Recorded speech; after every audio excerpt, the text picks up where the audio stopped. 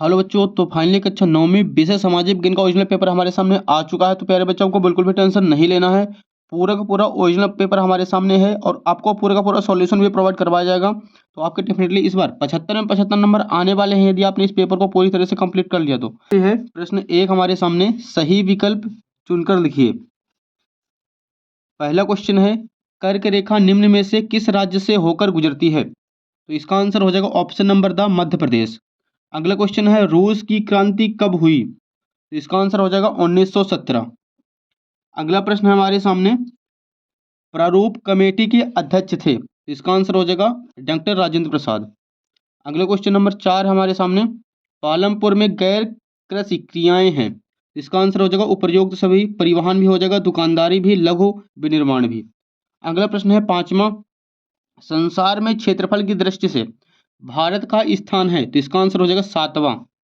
भारत में हरित क्रांति का उदय हुआ? तो इसका आंसर हो जाएगा 1960 में। तो यहाँ पे अपने सारे के सारे सही विकल्प चुनकर जो क्वेश्चन कंप्लीट हो चुके हैं, जो बच्चे इंग्लिश मीडियम से तो वो भी स्क्रीनशॉट ले सकते हैं और सभी क्वेश्चनों को अच्छे से मैच कर लीजिएगा।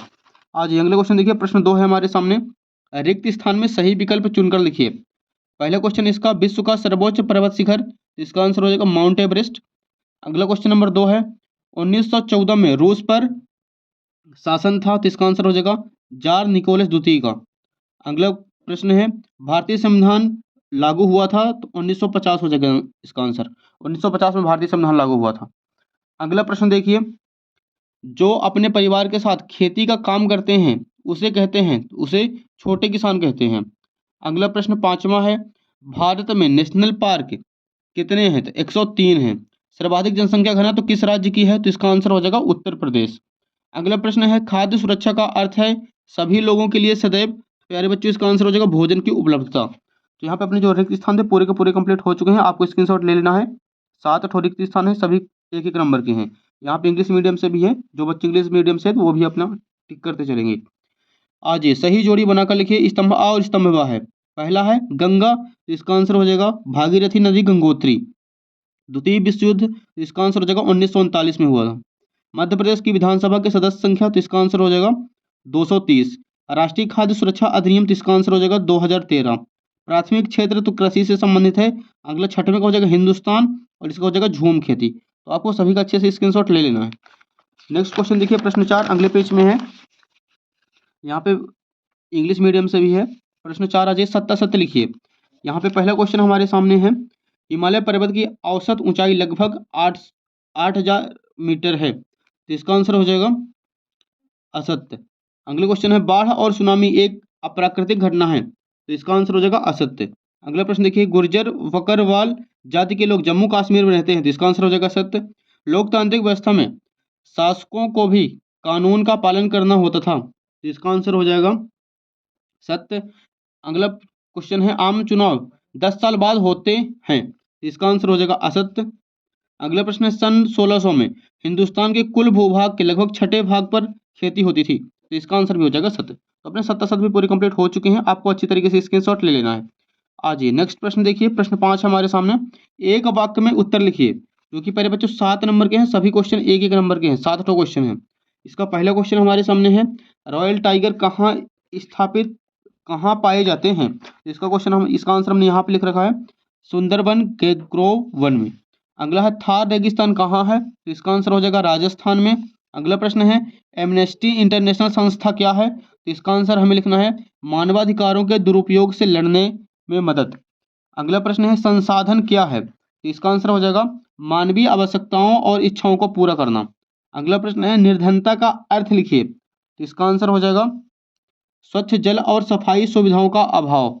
अगला प्रश्न है, एफसीआई का अर्थ लिखिए। तो इसका आंसर हो जाएगा भारतीय खाद्य निगम।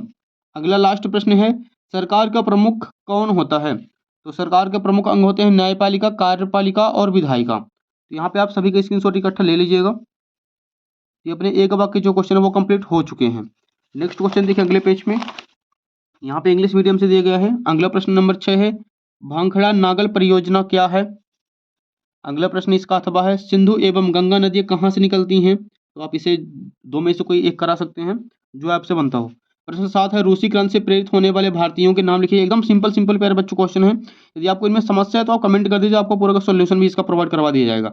संविधान क्या है, एकदम लड्डू क्वेश्चन। प्रश्न 9 है मानव पूंजी क्या है। प्रश्न 10 प्राकृतिक वनस्पति से क्या आशय है। नेक्स्ट क्वेश्चन देखिए, अगला क्वेश्चन नंबर 11 हमारे सामने, जनगणना किसे कहते हैं।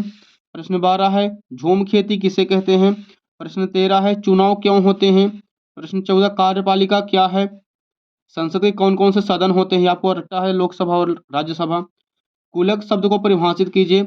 खादर और बांगर में कोई 3 अंतर स्पष्ट कीजिए।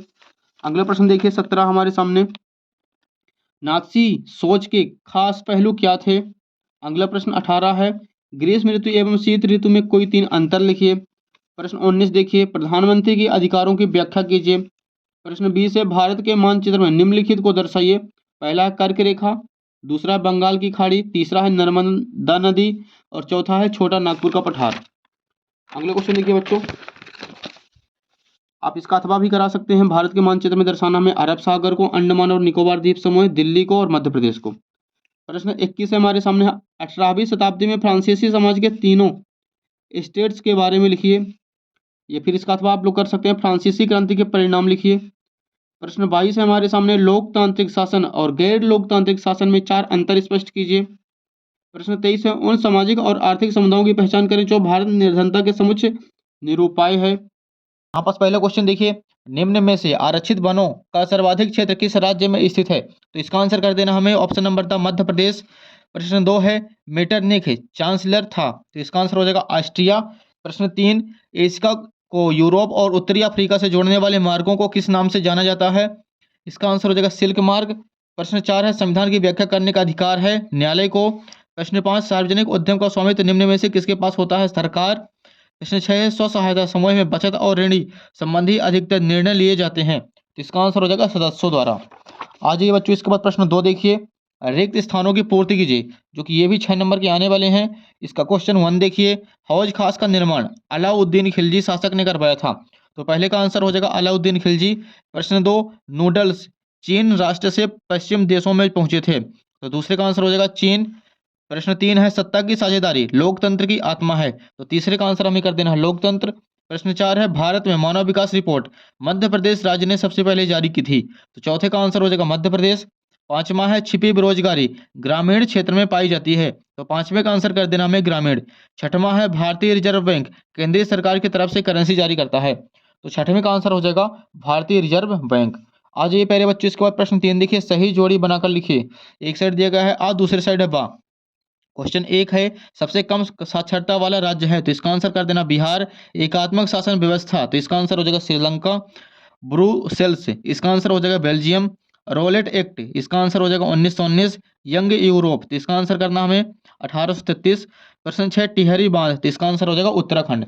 आज ये बच्चों, इसके बाद अगले क्वेश्चन में नेक्स्ट पेज में है दिया गया है प्रश्न 4, एक वाक्य में उत्तर लिखिए, जो कि ये भी 6 नंबर के आने वाले हैं। यहाँ पे देखिए प्रश्न 1 है इसका, टिहरी बांध में किसानों द्वारा कौन सा आंदोलन चलाया गया था, तो इसका आंसर हो जाएगा सत्याग्रह आंदोलन। प्रश्न 2 जैसलमेर के खादिन एवं जोहल किस क्षेत्र से संबंधित है, इसका आंसर हो जाएगा राजस्थान। प्रश्न 3 सिंधु सभ्यता के दौरान कौड़ियों का क्या उपयोग था, तो इसका आंसर हो जाएगा मूर्ति निर्माण। प्रश्न 4 बेल्जियम में मुख्य रूप से कौन सी भाषा बोली जाती है, इसका आंसर हो जाएगा जर्मन, डच और बेल्ज। प्रश्न 5 है मानव विकास सूचकांक कौन सी संस्था जारी करता है, तो इसका आंसर हो जाएगा संयुक्त राष्ट्र विकास। प्रश्न 6 है भारत में करेंसी नोट जारी करता है, इसका आंसर हो जाएगा भारतीय रिजर्व बैंक। आज ये प्यारे बच्चों प्रश्न 5 देखिए, सत्य फत्य लिखिए। पहला है भारतीय वन्यजीव अधिनियम 1972 में लागू किया गया था, सत्य। विनय संधि 1820 में हुई थी, असत्य। प्रश्न तीसरा 1859 में इंग्लैंड एमिग्रेशन एक्ट लाया गया था, सत्य। चौथा है 1820 के दशक में चीन को बड़ी मात्रा में अफीम का निर्यात किया जाता था, असत्य। भारत में एकात्मक शासन व्यवस्था है, असत्य। देश को सर्वाधिक आय सेवा क्षेत्र से होता है, सत्य। आज ये प्रश्न 6 में संसाधनों के अंधाधुंध उपयोग से उत्पन्न होने वाली 2 समस्याएं लिखिए। अगला क्वेश्चन देखिए प्रश्न 7 है मृदा अपरदन के 2 कारणों को लिखिए। प्रश्न 8 नवीकरणीय संसाधन से क्या आशय है, 2 उदाहरण लिखिए। प्रश्न 9 समाप्यता के आधार पर संसाधनों के प्रकार लिखिए। प्रश्न 10 केनाल कॉलोनी किसे कहा जाता है। प्रश्न 11 अमेरिका के मूल निवासियों के लिए कौन सी बीमारी जानलेवा साबित हुई थी। प्रश्न 12 श्रम प्रवाह से क्या आशय है। अगले क्वेश्चन देखिए नेक्स्ट पेज में, प्रश्न 13, आलू अकाल से क्या आशय है? प्रश्न 14, द्वितीयक क्षेत्र में क्या क्या सम्मिलित है?